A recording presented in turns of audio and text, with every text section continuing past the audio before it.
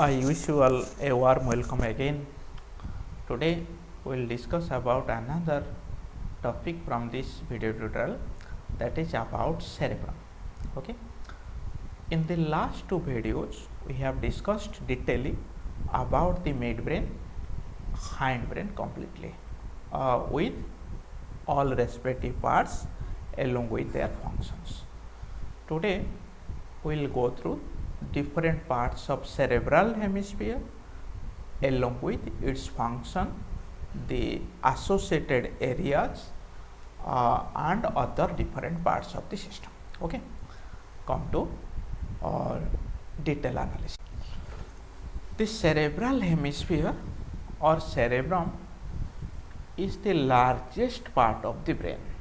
Okay, it consists of two different lobes. Cerebral hemisphere consists of two different lobes. Both the lobes are connected by axon, a group of axon producing corpus callosum. Okay, right cerebral hemisphere, left cerebral hemisphere, it is divided by Sylvian fissure. Sylvian fissure. Each cerebral hemisphere consists of four lobes. How many lobes? Four lobes are there. The surface is highly folded off. Surface of cerebral hemisphere, it is folded off. Why the foldings are found in it? The foldings only to increase the surface area, because large number of neurons are there. To accumulate all the neurons, to house or store all these neurons, it is folded off. During the folding, it produces elevations and depressions. The elevations are gyri, the depressions are sulci, sulcus and gyrus, singular. Okay, so this folding help in housing all these neurons in the forebrain. Okay, the outermost part consists of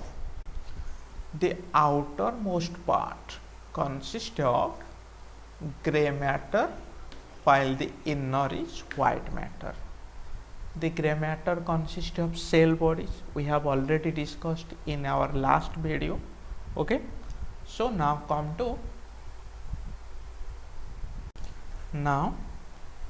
we have to discuss about the individual lobes in each part of cerebral hemisphere. Okay, as we already discussed, this part is medulla. Above the medulla there is pons varolii. Above it there is midbrain. Above the midbrain this cerebral hemisphere. Suppose this is the cerebral hemisphere which cover the midbrain completely, having a small part protruded from it, inner side. Okay, this portion is hindbrain, two lobes of cerebellum. It consists of outer cortex forming gray matter and inner medulla formed of white matter. Okay, the anterior lobe is frontal lobe. This is frontal lobe. The upper surface is, upper part is parietal lobe. Then occipital, posterior part is occipital bone. This is occipital lobe. Then temporal lobe. Another lobe is there which is hidden just above, below the temporal part. This is called as insula or islands of Rayleigh. Insula. 5 different lobes are there. These are uh, the lobes are named according to the bones of cranium. Okay, three main areas are found in these lobes.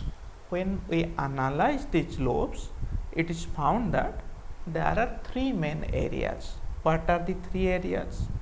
The first area is sensory area. Sensory.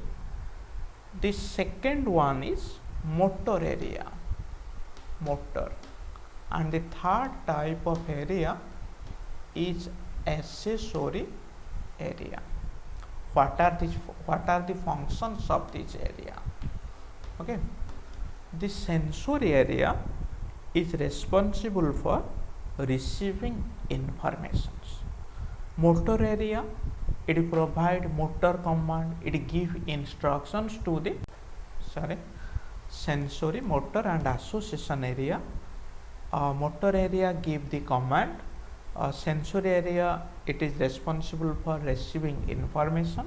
The association area, it process the information in the brain. Okay, so all these five lobes have these portions. Okay, so today we will discuss about all these lobes and their respective functions. Let's discuss about. First of all, come to the frontal lobe. Frontal lobe. What is the main function of frontal lobe? The frontal lobe consists of motor area which receives signal from the accessory area of parietal lobe. Okay, so the frontal lobe,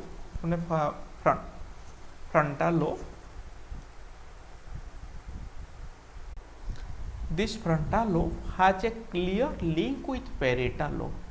First of all, we have to discuss about parietal, then frontal. Suppose this part, cerebral hemisphere, the anterior part is frontal, this part is frontal, this part is parietal. In between frontal and parietal lobe, there is a fissure called as fissure of Ronaldo or central fissure. It is called as central fissure, central sulcus or fissure of Ronaldo. We can give it any name. Okay, so in parietal lobe there is a area called as somatic sensory area. In parietal lobe, first somatic sensory area and another association area. Association area. Two areas are found in parietal lobe. What are the function? The somatic sensory area is responsible for heat, cold, pressure, pain, touch. A number of activities are regulated by this somatic area. Okay, the motor area, the association area is found beside it. The information from the stimulation activity or motor neuron. So the accessory area convert the sensory stimuli to the motor area, because in frontal lobe there is a area called as motor area.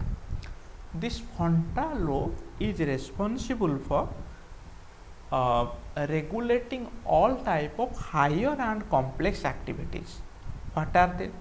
Suppose solving different type of problems, personality, creativity, making decision, memorizing certain things, everything regulate, every type of complex functions are regulated by frontal lobe. Achha. So the below the motor area of frontal lobe, this is the motor area, below it there is another area called as Broca's area. Broca's area. What is the function of Broca's area? It converts the thought into speech. In newborn babies, it has not been developed completely, so that they cannot speak fluently.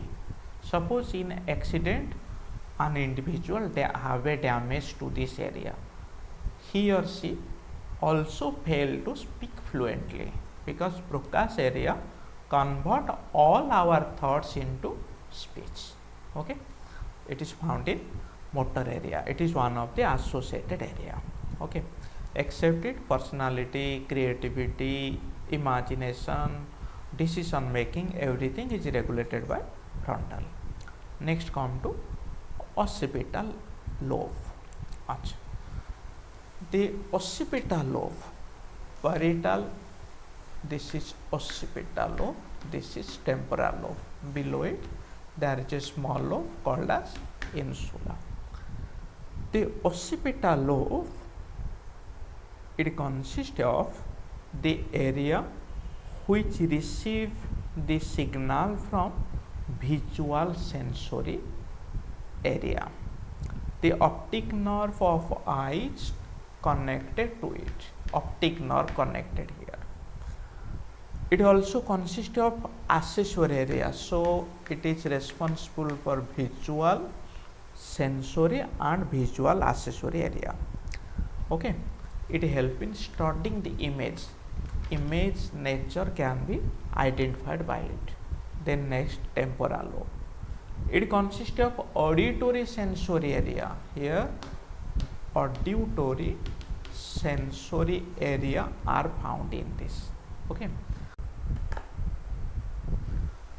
this fissure is called as perito-occipital fissure.